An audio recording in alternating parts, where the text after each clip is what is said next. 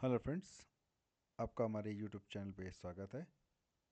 आज हम लोग 12th क्लास की हिस्ट्री का चैप्टर 2 राजा, किसान और नगर के भाग 3 में मौर्य साम्राज्य को स्टार्ट करेंगे। तो चलिए स्टार्ट करते हैं। तो इसके पहले के वीडियो में हम लोगों ने मगध साम्राज्य को देखा था और हमने देखा था कि कैसे 16 महाजनपदों के बीच से मगध एक शक्तिशाली साम्राज्य के रूप में उभर के आया और उसके पीछे किन किन कारकों का भी योगदान था।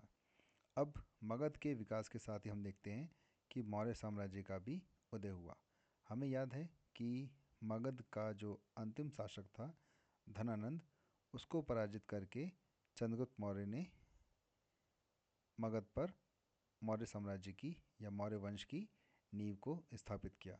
तो चंद्रगुप्त मौर्य जिन्होंने साम्राज्य की स्थापना की और ये स्थापना उन्होंने तकरीबन 321 ईसा पूर्व के दौरान की और इस दौरान उन्होंने अपना साम्राज्य न केवल मगध बल्कि उत्तर पश्चिम भारत में अफ़गानिस्तान और बलूचिस्तान तक भी अपना नियंत्रण बढ़ा दिया।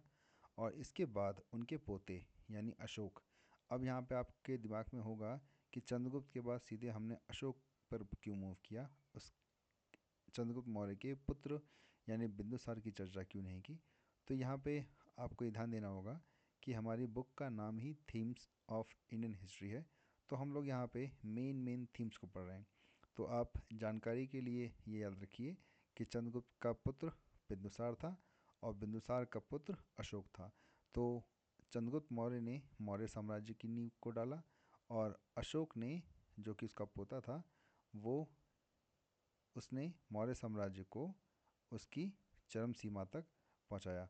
तो उसके पोते अशोक, जो कि संभवतः प्रारंभिक भारत के सबसे प्रसिद्ध शासक थे, ने कलिंग पर विजय प्राप्त की और हम लोग अशोक को उसके कलिंग युद्ध की वजह से जानते हैं। देन अब अगर हम लोग मौर्य शासन या मौर्य एम्पायर के बारे में जानने की कोशिश करें तो हमें बहुत सारी स्रोतों को अपना सहायक बनाना पड़ता है। और इसमें सबसे पहला जो स्रोत है वो है मेगास्थनीज की पुस्तक इंडिका। अब आपको ध्यान देना होगा कि जो मेगास्थनीज है ये कौन है। तो हमें पता है कि धनानंद के कार्यकाल में चंद भारत पर अलेक्जेंडर यानी सिकंदर का आक्रमण हुआ था, परंतु किन्हीं कारणों से सिकंदर ने भारत की मुख्य भूमि पर आक्रमण नहीं किया और वह भारत के उत्तर पश्चिमी भाग से ही वापस चला गया। परंतु सिकंदर की मृत्यु होने के बाद उसका जो एम्पायर था यानी साम्राज्य था वो उसके मिलिट्री कमांडेंट के बीच में डिवाइड हुआ और इन्हीं मिलिट्री कमांडेंट में सेल्यूकस निकेटर, जो कि एक इम्पॉर्टेंट मिलिट्री कमांडेंट था, उसने वापस सिकंदर के ड्रीम को फुलफ़िल करने के लिए भारत पर अटैक किया। पर उस समय पे भारत पर चंद्रगुप्त मौर्य का रूल था और इस दोनों के बीच में हुए इस युद्ध में चंद्रगुप्त मौर्य की विजय हुई और चंद्रगुप्त मौर्य की विजय के पश्चात सेल्यूकस निकेटर ने चंद्रगुप्त मौर्य से अपनी बेटी की शादी भी की थी। और कुछ समय के पश्चात सेल्यूकस निकेटर ने मेगास्थनीज को अपना राजदूत बनाकर भारत में भेजा। तो ये जो मेगास्थनीज इंडिया में आया था वो एक यूनानी राजदूत था चंद्रगुप्त मौर्य के कार्यकाल में और इसने अपनी पुस्तक लिखी इंडिका। अब ध्यान देने योग्य बात यह है कि जो पुस्तक है इंडिका, इस पुस्तक का पूरा वर्ज़न हमें प्राप्त नहीं होता। हमें पुस्तक के बहुत छोटे छोटे रेफरेंसेस मिलते हैं जिनका यूज़ दूसरे रचनाकारों ने अपनी पुस्तक में किया था। फिर दूसरी पुस्तक को अगर ध्यान दें तो वो है अर्थशास्त्र।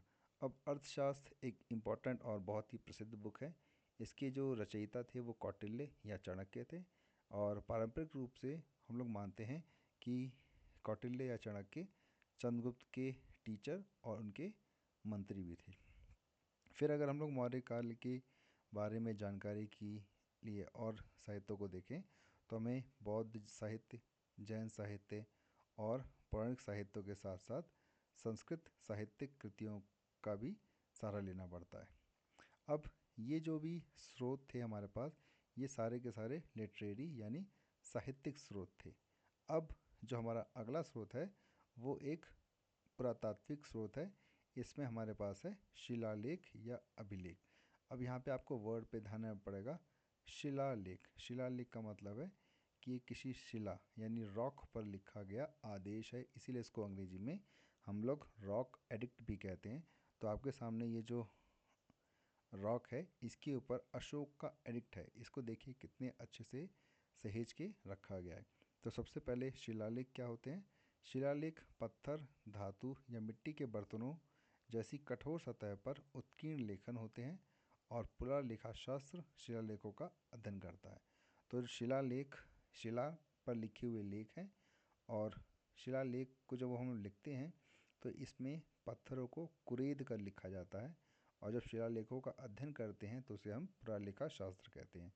अब प्रश्न ये आता है कि जो शिलालेख या अभिलेख हैं इनको लिखवाने का उद्देश्य क्या होता था? तो ये आमतौर पर अगर हम लोग इनका स्टडी करें, शिलालेखों का या अभिलेखों का स्टडी करें, तो हमें देखने को मिलता है कि इन शिलालेखों को जिन लोगों ने लिखवाया था उसमें वो अपनी उपलब्धियों को या गतिविधियों को या फिर विचारों को रिकॉर्ड करते थे। और इसी तरीके से अगर वो किसी धार्मिक संस्थान को या को कोई दान कर रहे हैं तो वो भी उसका भी उल्लेख इन शिलालेखों या अभिलेखों में करते थे। अब अगर हम लोग बात करें मौर्य साम्राज्य के काल की, तो मौर्य साम्राज्य में जो मुख्य शासक थे अशोक, उन्होंने अपने पीछे बहुत सारे अभिलेख और अभिलेख छोड़े हैं। अब ये जो अभिलेख होते थे वो या तो इस तरीके से पत्थर यानी शिलाओं पर उत्कीर्ण होते थे, या फिर उनको इस तरीके से स्तंभ यानी रॉक पिलर्स के ऊपर उत्कीर्ण किया जाता था। तो हमें जो अशोक के अभिलेख हैं, इंस्क्रिप्शंस हैं, वो शिला पे यानी शिलालेख के रूप में और पिलर्स यानी स्तंभ के ऊपर मिलते हैं। तो अब ये जो चट्टानों और स्तंभों पर अशोक के जो शिलालेख हैं वो एक मूल्यवान स्रोत है। मूल्यवान इस संदर्भ में है क्योंकि ये प्राइमरी सोर्स है, प्राथमिक सोर्स है, यानी हम इनके माध्यम से मौर्य शासन और मौर्य काल की सीधी जानकारी प्राप्त कर सकते हैं। इसमें किसी प्रकार की छेड़खानी की संभावना नहीं रहती है, और अगर इससे छेड़खानी की भी जाती है तो उसका पता लगाना आसान हो जाता है। अब समस्या ये है कि जब अशोक ने इन रॉक पिलर्स पे या शिलालेखों पर लेख लिखवाए थे तो उन लेखों की जो लिपि होती थी वो ब्राह्मी और खरोष्ठी होती थी। अब जब अंग्रेज़ों के काल में इन लिपियों को पढ़ने की कोशिश की गई तो इसमें उनको सफलता शुरुआती दौर में नहीं मिल पाई, परंतु बाद में ईस्ट इंडिया कंपनी के टकसाल के एक अधिकारी थे जेम्स प्रिंसेप, उन्होंने इसको पढ़ने में सफलता पाई, और इसके पढ़ने की वजह से हमें इतिहास में मौर्य काल की जो रचना है उसको करने में बहुत ही आसानी हुई। अब जब इन्होंने इन शिलालेखों को या स्तंभ लेखों को पढ़ा तो उन्होंने ये चीज़ देखी कि जिस भी राजा ने इन शिलालेखों और स्तंभ लेखों को खुदवाया था वो अपने नाम बहुत ही कम इन अभिलेखों में मेंशन करता था। वो अपने नाम की जगह अपने उसकी जगह एक टाइटल का यूज़ उसकी जगह टाइटल का यूज़ करता था जो कि है पियदसी। ठीक है, तो मतलब ये जो राजा था वो अपने नाम की जगह यानी अशोक की जगह वो अपने नाम की जगह पियदसी यानी देखने में सुखद का उल्लेख कराता था। और कुछ शिलालेख ऐसे भी थे जिनमें राजा का उल्लेख अशोक के रूप में भी किया है। मतलब कुछ शिलालेख ऐसे हैं जहाँ पे अशोक ने स्वयं अपने निजी नाम के द्वारा इन अभिलेखों में अपना उल्लेख किया है, परंतु ज़्यादातर अभिलेखों में उसने अपना उल्लेख पियदसी के नाम से किया है। अब हम देखते हैं कि अशोक जो है वो पहला ऐसा शासक था जिसने अपने अधिकारियों को अपने संदेश पत्थर की सतहों पर लिख कर दिए, और ये जो पत्थर होते थे ज़्यादातर प्राकृतिक चट्टानों के साथ साथ पॉलिश किए हुए स्तंभों पर भी लिखे होते थे। तो ये देखिए, ये जो ऐसी ये चट्टान है, ये चट्टान एक प्राकृतिक चट्टान है, और ये जो स्तंभ है ये मैन मेड है। बट इस स्तंभ की एक खासियत क्या होती थी कि ये बहुत ही चमक लिए होता था, यानी ऐसा लगता था कि जैसे इस पे कोई पॉलिश की है। तो आप अभी भी देख रहे होंगे कि ये काफ़ी चमक रहा है। अब उसने इन शिलालेखों का उद्देश्य, जो शिलालेखों का उपयोग है वो कई कारणों से किया। उसमें वो अपने प्रशासनिक गतिविधियों का भी उल्लेख करता था। परंतु यदि हम इनके शिलालेखों को देखें तो हम देखते हैं कि ज़्यादातर शिलालेखों में वो धम्म से संबंधित बातों को करता है। अब ये धम्म क्या है? अमूमन ये माना गया है कि कलिंग के युद्ध के बाद अशोक का जो मन था वो काफ़ी विचलित हो गया था, और उसने भेरी घोष से धम्म घोष की ओर अ, प्रस्थान किया। भेरी घोष का मतलब यहाँ पे युद्ध से है, और धम्म घोष का मतलब धर्म के रास्ते से है। तो इसने अपने अभिलेखों में ये बताने का प्रयास किया है कि ये जो धम्म घोष है वो असल में है क्या। तो अगर हम उसके अभिलेखों को पढ़ें तो हमें पता चलता है कि धम्म घोष का मतलब है बड़ों के प्रति सम्मान करना, ब्राह्मणों और सांसारिक जीवन को त्यागने वालों के प्रति उदारता दिखाना, दासों और नौकरों के साथ दयालु व्यवहार करना, और अपने धर्म के अलावा अन्य धर्मों और परंपराओं का भी सम्मान करना उसके अनुसार उसका धम्म था।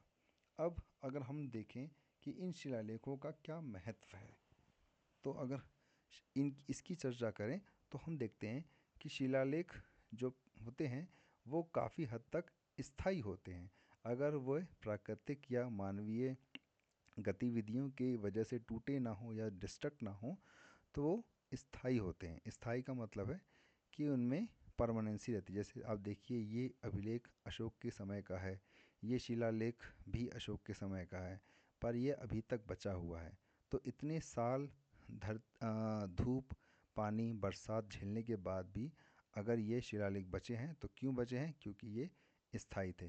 तो पहला इसका महत्व यही है कि ये स्थायी हैं। फिर इन शिलालेखों को अगर हम पढ़ते हैं तो कई बार इन पे तिथियां अंकित होती हैं, जिससे हमें डेट्स को पता लगाने में बहुत ही आसानी होती है। पर यदि अगर इसमें तिथियां नहीं भी हैं तो इन अभिलेखों के जो स्क्रिप्ट है यानी लेखन शैली है, और उसके आधार पर भी हम लोग इनकी तारीख या तिथि को अनुमान लगा सकते हैं। जैसे कि एग्जाम्पल दिया है कि लगभग 250 ईसा पूर्व के दौरान जो शब्द है, से अनार वाला शब्द, उसको इस तरीके से लिखा जाता था, और ये लगभग 500 ईस्वी तक इस तरीके से लिखा जाता था। अब ये जो अशोक के अभिलेख हैं, जैसा कि हमने बताया कि इनकी जो भाषा, सॉरी, इनकी जो लिपि होती थी वो ब्राह्मी और खरुष्टी होती थी, जबकि इनकी भाषा जो होती थी वो प्राकृत होती थी। अब ये जो प्राकृत भाषा है ये आम लोगों के द्वारा इस्तेमाल की जाने वाली भाषा का नाम था। अब जब हम लोग इन प्राकृत शिलालेखों और ग्रंथों को पढ़ते हैं तो हमें बहुत सारे शासक जैसे अजातशत्रु, अशोक, इनके पता चलता है। और ये जो पुस्तक है इसमें ज़्यादातर आप देखेंगे, जब आप पढ़ेंगे तो अजात शत्रु की जगह आपको अजात शत्रु मिलेगा। तो अजात शत्रु जो वर्ड है वो गलत नहीं है, अजात शत्रु को ही प्राकृत रूप में अजात शत्रु बोला गया है। तो इस तरीके से हम लोग देखते हैं कि हमें प्राकृत भाषा के अंदर लिखे गए जो ये शिलालेख थे या अभिलेख थे उससे काफ़ी जानकारी मिलती है। फिर अब आता है कि ये जो खोज हुई, ये खोज मतलब कि हमने जो अशोक के अभिलेख थे जिनको हम लोग समय के साथ पढ़ना भूल गए थे, उनको पढ़ने में जो सफलता ईस्ट इंडिया कंपनी के अधिकारी जेम्स प्रिंसेप को मिली, उस खोज का क्या असर हुआ भारतीय इतिहास पे। तो इससे प्रारंभिक भारतीय राजनीतिक इतिहास की जांच को एक नई दिशा मिली। ऐसा क्या हो गया? इससे हुआ कि जो भारतीय विद्वान थे उन्होंने जो प्रमुख राजवंशों की वंशावली को फिर से बनाने में ये जो शिलालेख हैं और जो ग्रंथ हैं उनका उपयोग करना शुरू किया। मतलब राजाओं की वंशावली को बनाना स्टार्ट किया। क्यों? क्योंकि ये जो शिलालेख थे उसमें अमूमन जो राजा महाराजा होते थे वो अपनी वंशावलियों का उल्लेख करते थे। फिर इस तरीके से हम देखते हैं कि 20वीं सदी की शुरुआती दशकों में राजनीतिक इतिहास की रूपरेखा या उसका लेखन स्टार्ट हुआ। अब ये जो विद्वान थे जो राजनीतिक इतिहास यानी राजा के बारे में यानी शासक वर्ग के बारे में लिख रहे थे, वो राजनीतिक इतिहास को लिखते समय इस पर भी ध्यान केंद्रित करते थे कि राजनीतिक परिवर्तन जो हैं उनका आर्थिक और सामाजिक विकास के साथ क्या संबंध है। पर जब उन्होंने इस चीज़ को स्टडी करना स्टार्ट किया और इसका लेखन करना स्टार्ट किया तो उन्होंने ये महसूस किया कि राजनीतिक परिवर्तन और आर्थिक सामाजिक विकास के बीच के संबंध को हम लोग प्रत्यक्ष रूप से या फिर सरलता से दर्शा नहीं सकते, ये काफ़ी जटिल होते हैं। तो यहाँ पे हमारा ये सेगमेंट ख़त्म होता है। नेक्स्ट सेगमेंट में हम लोग मौर्य साम्राज्य के प्रशासन की चर्चा करेंगे। तो अगर आपको हमारा वीडियो अच्छा लग रहा है तो आप हमारे वीडियो को लाइक करें, चैनल को सब्सक्राइब करें और इसको ज़्यादा से ज़्यादा शेयर करें ताकि हमको मोटिवेशन मिले और ऐसे ही वीडियो हम लोग आपके लिए और लाएं। धन्यवाद।